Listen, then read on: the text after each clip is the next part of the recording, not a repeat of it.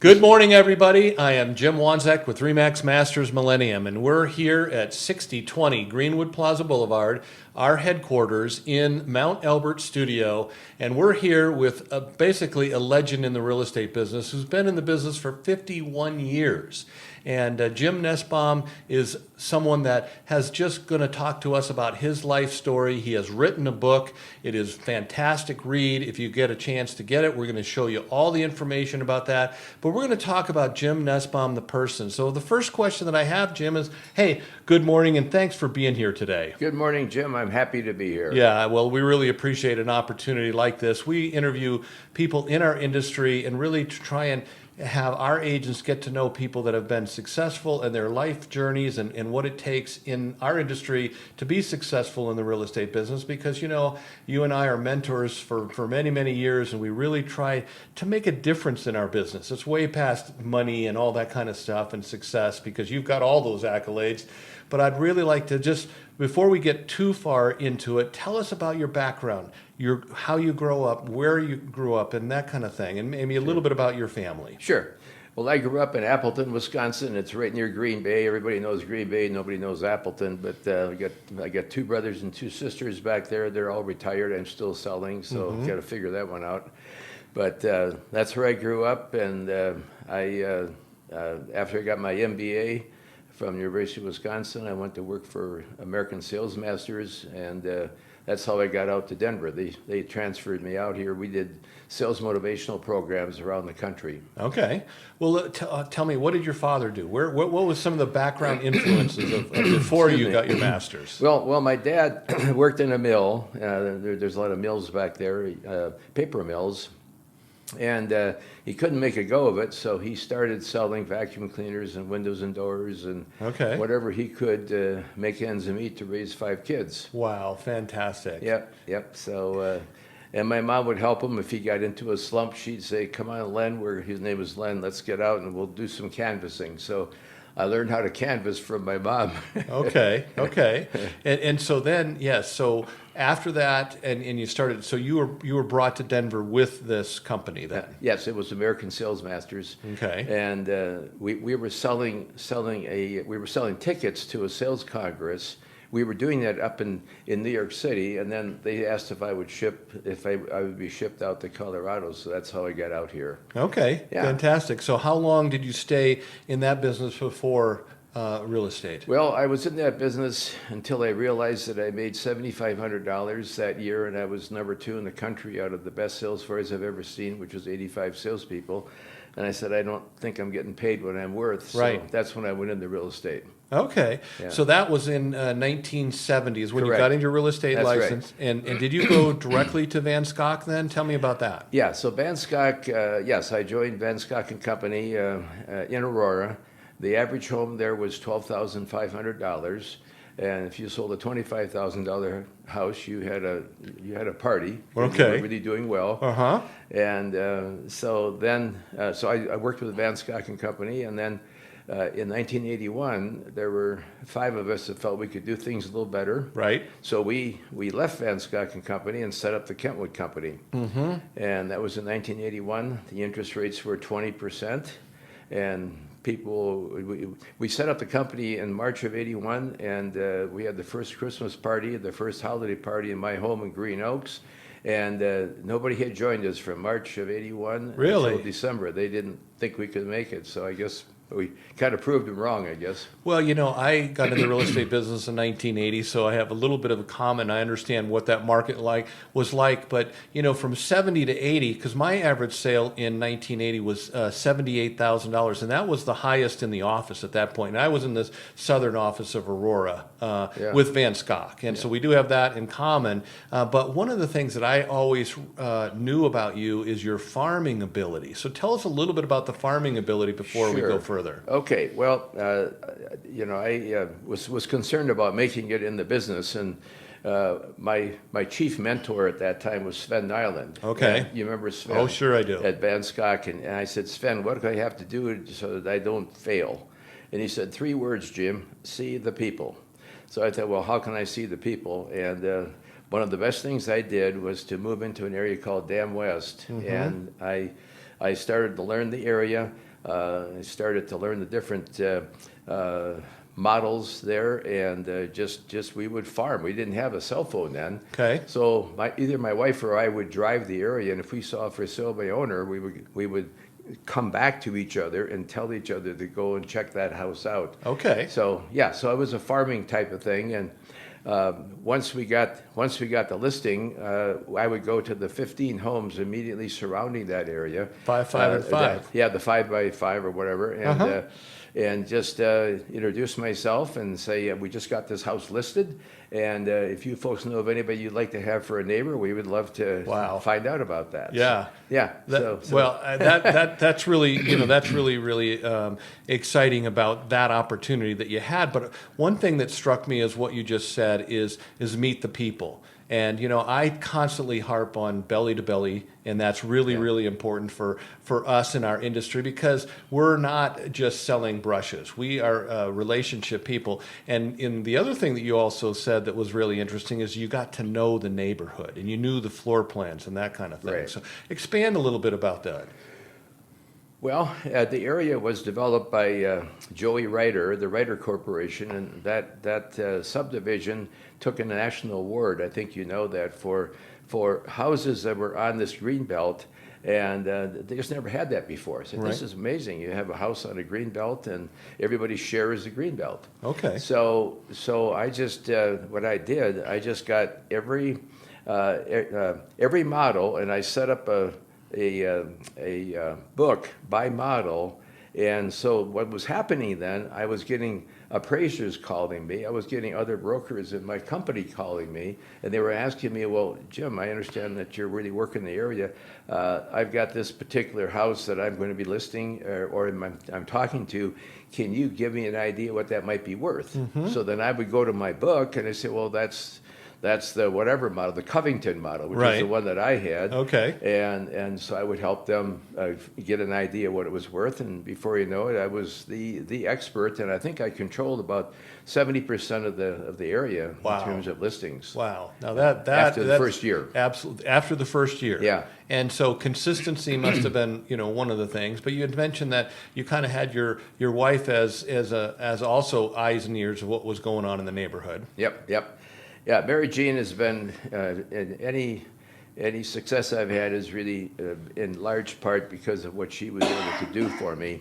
And she would help me. She was encouraging me all the way along. But again, if you can picture, no cell phones. So, I mean, like if she would drive by and see a for sale by owner, she wouldn't end up calling me. We would have to meet somewhere, mm-hmm. and she would tell me, here's the address. Then I would come back and go and call up, go and call on the owner. So, okay. Yeah.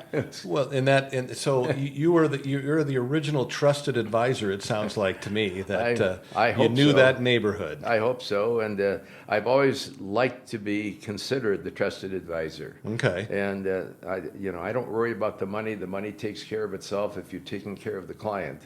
So I've always that's the way I've always gone through my whole career. Well, that is really blessed to hear that, because I tell people all the time that for some years I don't even know at the end of the year what I made, but I know if how I'm feeling about how I took care of people will know if I've been successful that year or not. That's right. That's exactly the way I look at it too. Yeah. Well, so tell us. I know you've had a lot of adversity, with your family. So tell us a little bit about that story.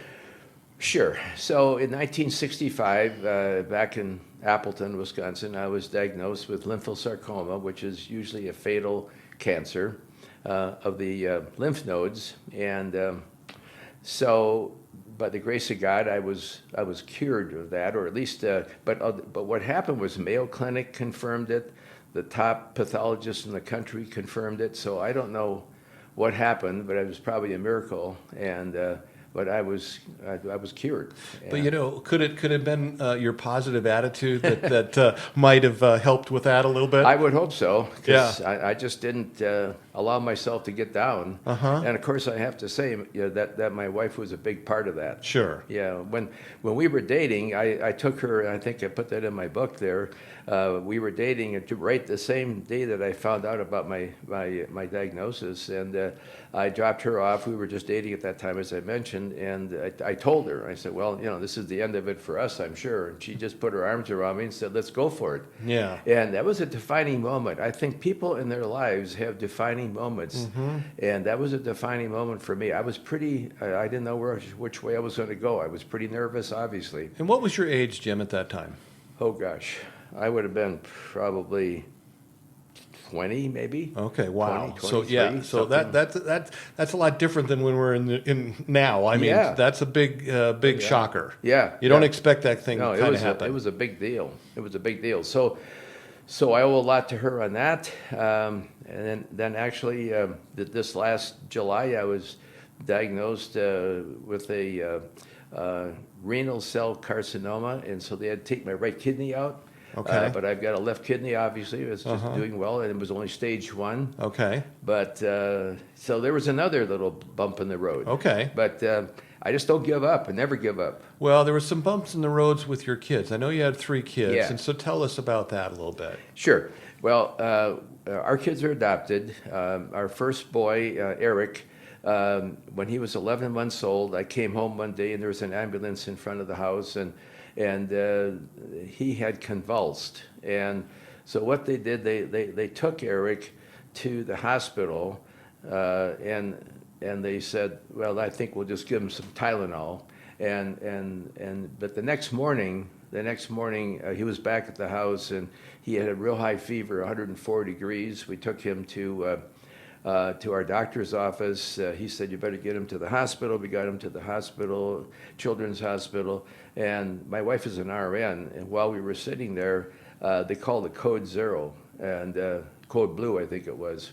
And that just meant that somebody's heart had stopped. It was our little boy, Okay. Eric's heart. And so unfortunately, he slipped into a coma, and a very deep coma, and he was in that coma for 14 years. Wow.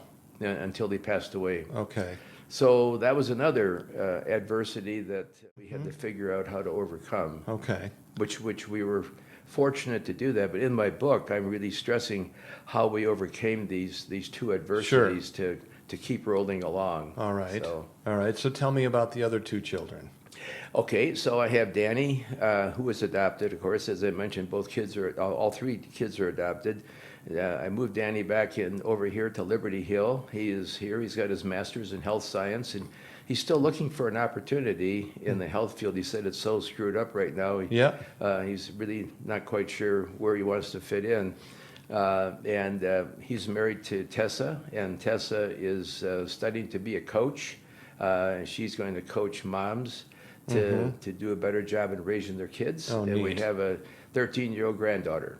And so Reese, her name is Reese. Fantastic. Okay. So that's Danny. Yep. And Kate is at 1630 Clarkson Street. She does life coaching as well as museum consulting. So they kind of take after you a little bit. Well, just entrepreneurs. Right. Yeah. That's awesome.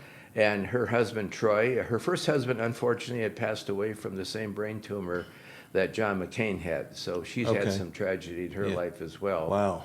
And while she was still married to her first husband, they adopted Danny, little Danny, we call him. He's not so little anymore.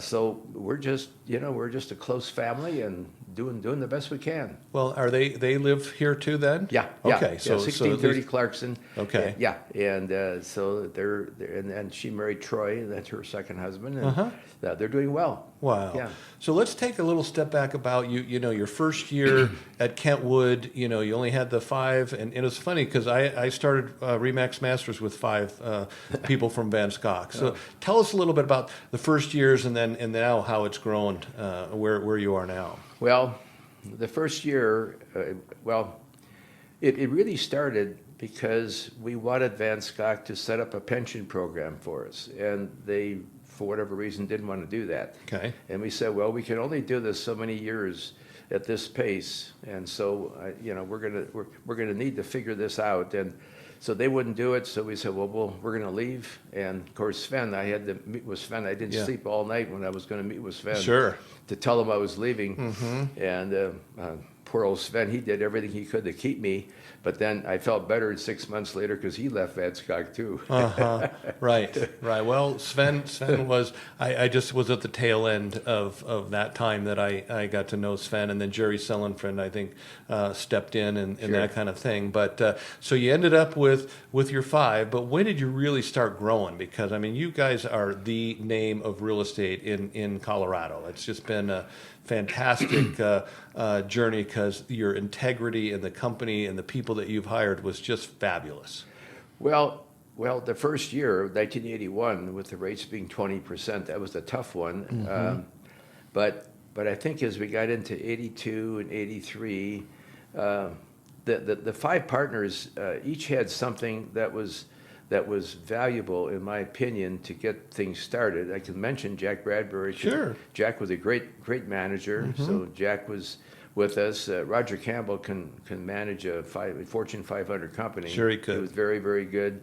John Burns, he had all the new homes. He was Right. very good in that. And me, I was just out there selling. So I kind of kept the doors open for a while. Okay. And trying to think, and then also Willardson.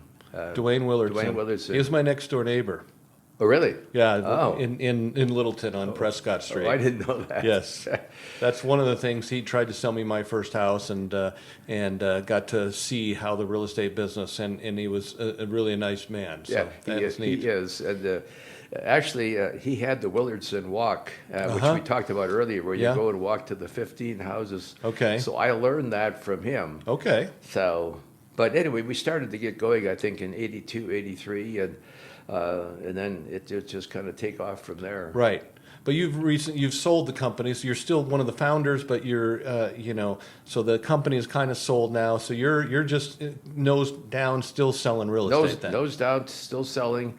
In 2007, we sold to Bill Moore and Peter Niederman, and then they in turn sold later to Berkshire Hathaway. Right. And so Warren Buffett. So he owns the company. Yeah. Well, I know Peter from dealing with him from the RE Colorado days that I was chairman and that kind of thing, and so Sure. I got to know Peter, and he was really a special person. I think being married to Bill Moore's daughter, but I know that Bill Moore really just is a wonderful soul. Right. And you couldn't have sold it to a better person. Yeah, well, we were very pleased to do that, and of course that was 2007, and that was a tough time right then. Sure. I'm not sure that they didn't have to borrow money to. I mean, that might have been the story. I don't know. Right. To borrow money to pay us, and we didn't get enough to retire, but at least we got something. Okay, so let's talk about some of the quotations, people that have made a difference in your life that you can tell us about. We talked about Darren Hardy as we walked Sure. in because I've got a quote on my wall with Darren Hardy. So tell me some of the people that are influential in your Sure. world. Well, I am concerned that people that are the stalwarts in the self-help industry, like Earl Nightingale, Maxwell Maltz, that these people, Napoleon Hill, I'm concerned that those people are not forgotten. Mm-hmm. And one of the ones that really got me going was Earl Nightingale. Okay. Yeah, and I can sure recommend his cassette or his recording, I guess they call it now. Right. But he said, if you take 100 people in this country at age 25 and you follow them through life to age 65, 36 are dead statistically, but of those that are left, 1 will be rich, 4 will be financially independent, 5 will still be working, and 54 are broke in the richest country in the face of the earth. Wow, that is an interesting statistic. And I'll tell you, I think the statistics are still relatively the same. Okay. So what's scaring to me is that you take people that work for 40 years and they're maybe 1 or 2 steps away from bankruptcy. Right. They have to depend on someone else for their support Yeah. in the richest country in the face of the earth.